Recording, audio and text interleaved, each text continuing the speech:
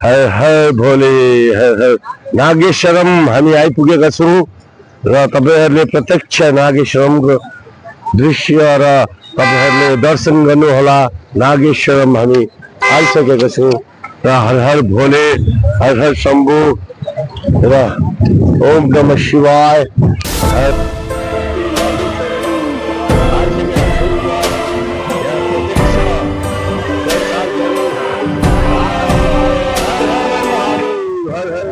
बारह ज्योतिर्लिंगों में से 8वें स्थान पर आता है नागेश्वर ज्योतिर्लिंग।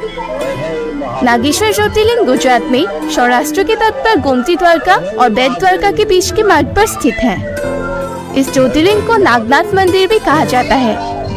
नागेश्वर का अर्थ है नागों के ईश्वर या नागों के देवता, जो कि नागराज वासुकी जी है। हर हर महादेव। काशीबांस क्रिएशंस के 12 ज्योतिर्लिंग विशेष सीरीज में आप सबका स्वागत है। आज हम जानेंगे नागेश्वर ज्योतिर्लिंग की कथा, तो वीडियो के अंत तक बने रहे। साथ ही चैनल को सब्सक्राइब जरूर करें, क्योंकि यहाँ आपको ऐसी ही रोचक कहानियाँ मिलती रहेगी। तो चलिए शुरू करते हैं आज की कहानी। शिव महापुराण में गुजरात राज्य के भीतर ही दारुका वन क्षेत्र में स्थित ज्योतिर्लिंग को ही नागेश्वर ज्योतिर्लिंग बताया गया है।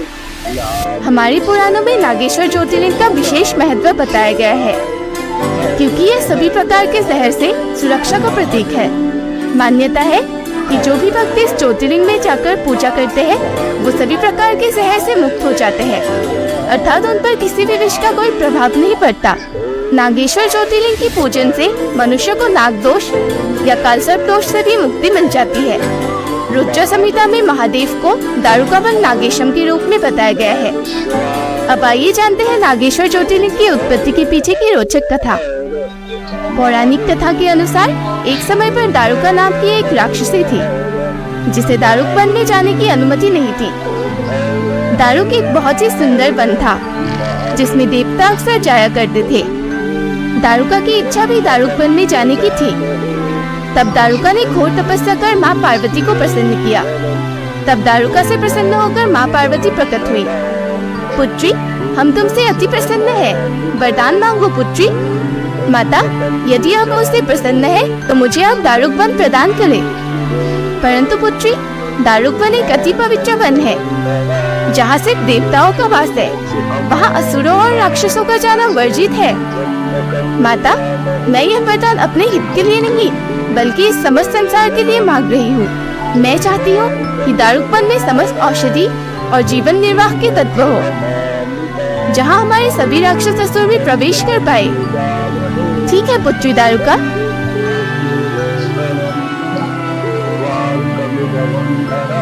देवी पार्वती, यह आपने क्या किया? महादेव, हमें इसका परिणाम ज्ञात है, परंतु हम विवश थे। हम अपने भक्तों को निराश नहीं कर सकते। परंतु वरदान मिलने के बाद दारुका ने देवताओं को दारुक वन से निकाल दिया, खुद को दारुक वन की देवी घोषित कर दी और समस्त राक्षसों का प्रवेश दारुक वन में करा दिया। और दारुका ने अपने पति दारुक और राक्षसों के साथ मिलकर पृथ्वीलोक पर राज करना आरंभ कर दिया। उन्होंने लोगों को बंदी बना लिया, उनकी भक्ति पर पाबंदी लगा दी और उन पर बहुत अत्याचार करने लगे। एक दिन दारुक ने बहुत से लोगों को दारुक वन में बंदी बना लिया और उन पर अत्याचार करने लगा। उसी दौरान सुप्रिया नामक एक व्यापारी अन्य व्यापारियों के साथ नौका से कहीं जा रहा था। दारुक ने उस पर भी आक्रमण कर दिया और सुप्रिया सहित अन्य व्यापारियों को भी बंदी बना लिया। सुप्रिया एक बहुत ही धर्मात्मा और सदाचारी पुरुष था, जो हमेशा महादेव की पूजा आराधना में तल्लीन रहता था। जब सुप्रिया सहित अन्य लोग दारुका वन में कैद थे, तब सभी विलाप और भय करने लगे, परंतु सुप्रिया को कोई भय नहीं था। उसे महादेव पर पूर्ण विश्वास था। सुप्रिया निरंतर सिर्फ महादेव के ध्यान में लीन रहता था, साथ ही अन्य लोगों को भी शिव भक्ति के लिए प्रेरित करता था। आप सब हिम्मत मत हारिए, महादेव हमारी रक्षा करेंगे। कृपया आप सब ओम नमः शिवाय का जाप करें और महादेव का ध्यान करें, वो हमारी मदद अवश्य करेंगे। सुप्रिया के कहने पर सभी लोगों में आशा की किरण जगी और सब ओम नमः शिवाय का जाप करने लगे और महादेव की ध्यान स्तुति करने लगे। जब दारुक ने यह देखा तो उसे अत्यधिक क्रोध आया। मूर्खों, तुम लोगों को क्या लगता है कोई भगवान क्या हम लोगों की मदद करने आएगा? ऐसा कुछ नहीं होगा। इसलिए तुम सब भगवान की भक्ति छोड़ो और मेरी भक्ति करो। वो तुम ही है ना जिसने इन लोगों को प्रेरित किया। दारुक और दारुका सुप्रिया की भक्ति देख बहुत परेशान हो गए थे और वो अक्सर उसके ध्यान में विघ्न उत्पन्न करता रहता था। अंत में जब दारुक ने 1000 कोशिश करने पर भी सुप्रिया अपने ध्यान से विचलित नहीं हुआ, तब दारुक ने अपने राक्षसों से सुप्रिया और अन्य बंदियों को मार डालने का आदेश दिया। मार डालो इन सबको, अभी इन चिकित्सक का कोई फायदा नहीं। दारुक और अन्य राक्षस सुप्रिया को मारने ही वाला था कि तभी वहाँ महादेव प्रकट हो गए और उन्होंने राक्षस दारुक सहित सभी राक्षसों का अंत कर दिया। फिर दारुक के अंत के बाद भक्तों ने उनका आभार व्यक्त किया और उनके अनुग्रह पर वहाँ शिवलिंग के रूप में विराजमान हो गए। इसी प्रकार नागेश्वर ज्योतिर्लिंग अस्तित्व में आया। द्वारकापुरी में नागेश्वर ज्योतिर्लिंग परिसर में महादेव की एक बहुत बड़ी ध्यान मुद्रा में विशाल प्रतिमा बनाई गई है, जिसके कारण यह मंदिर 3 किलोमीटर दूर से ही दिखाई देने लग जाता है। मंदिर में महादेव की प्रतिमा 80 फीट ऊंची और 25 फीट चौड़ी है। तो यह थी गुजरात के नागेश्वर ज्योतिर्लिंग की कथा। जुड़े रहिए हमारे साथ 12 ज्योतिर्लिंग विशेष में महादेव की अनंत कथाओं के साथ। यदि आपने अभी तक चैनल को सब्सक्राइब नहीं किया तो जरूर करें और वीडियो को लाइक और शेयर ज्यादा से ज्यादा करें। हर हर महादेव।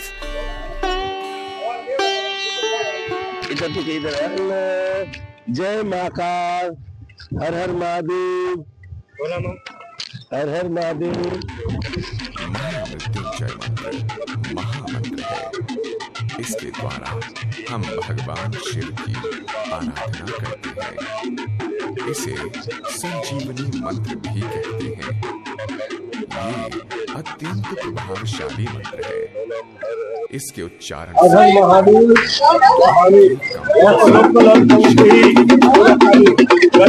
अला बंद करो डायरेक्ट। हर हर महादेव भैया, हर हर महादेव। आप थोड़ा सा हमको यहाँ ज्योतिर्लिंग के बारे में थोड़ा सा बता दीजिए। ज्योतिर्लिंग ये अप्रगट है, कोई लाइव शिवलिंग नहीं है। यहाँ पे शंकर भगवान की श्रावण मास में पूजा होती है। 12 मासा यहाँ पे पूरे इंडिया से सब अलग अलग स्टेट से पब्लिक आती है। टूरिस्ट भी बाहर से भी, फॉरेनर भी आते हैं। और ये शंकर भगवान की पूरी महिमा है। श्रावण महीने में सब शंकर भगवान के भगत आते हैं और यहाँ पे खुद यानी कि आप प्रकट हुई शिवलिंग है शंकर भगवान की। और यहाँ पे बाजू में द्वारका नाथ है, शंकर भगवान और द्वारिका नाथ बाजू में है। और यहाँ पे द्वारका नगरी भी पूरी सोने की नगरी यहाँ पे द्वारका में रह चुकी है। वो भी भगवान के आदि कालों भगवान के समय में रह चुकी है। और यहाँ पे जो श्रावण महीने का महिमा होता है वो बहुत ही ज्यादा। और भक्तों यहाँ पे आके घोड़ापुर हमारी गुजराती भाषा में बोलते हैं, ऐसा भक्तों का यहाँ पे माहौल रहता है। भोलेनाथ की कृपा। हर हर महादेव, हर हर महादेव, हर हर महादेव, हर हर महादेव। जय नागेश्वर, जय। त्र्यंबकं यजामहे सुगंधिं पुष्टिवर्धनम्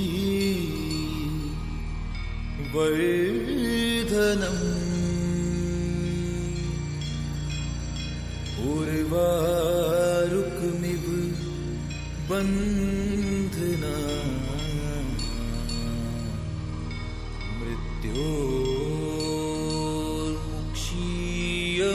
मृत्योर्मुक्षीयमामृता। नागेश्वरम मन्दिर दर्शन गरे पश्चात हामीले भजन ग्रहण गर्दैछौँ र भजनमा हामी लागिसकेका छौँ। हर हर महादेव। र तपाईँहरूलाई हाम्रो आजको भोजन पनि देखाउँदैछौँ। तपाईँहरूलाई साथसाथै तपाईँहरूलाई नागेश्वरम ज्योतिर्लिङ्गको पनि दर्शन गराएको छौँ। र द्वारिका अनि नागेश्वरम 10औं अध्याय यसैमा हामी समाप्त गर्दैछौँ। र हामीसँग बनेर बस्नु होला। आप लोग बैठिए, हम लोग अभी यहाँ से जा रहे हैं हरिद्वार, वहाँ से केदारनाथ और रास्ता अभी बीच में आधा हुआ है, आधा अभी बाकी है। तो खुश रहे, अच्छा रहे। हर हर महादेव, जय महाकाल। बने रहना, स्वस्थ रहना, हंसते खुशते रहना, खुशी रहना, यही जीवन है। 5 तत्व से बना जीवन है। एक बार तो मट्टी में मिल जाना है। हंसते रहो, खुश रहो। Bye bye all of you. फिर मिलेंगे नेक्स्ट एपिसोड में।